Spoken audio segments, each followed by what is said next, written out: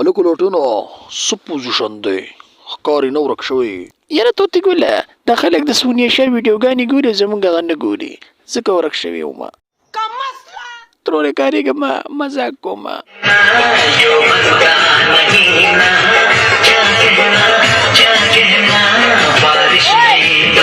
الله دې خیر وکړي زمونږ پښتني جنکۍ چې دي هغه هم ډېر په غلطه روانې دي او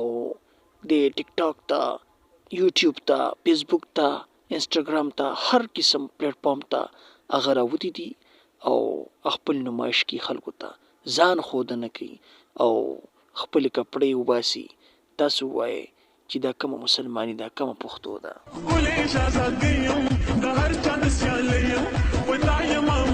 دوستانو زموږ معاشره چې خرابه شوې ده جنکۍ چې بربنډې شوې جنکۍ چې ټیک ټاک سوشل میډیا ته راوتې هغه د موبایل د لاسه راوتې دغه څپېړه موبایل چې چا سره وي نو خامخا هغه کوته کوتو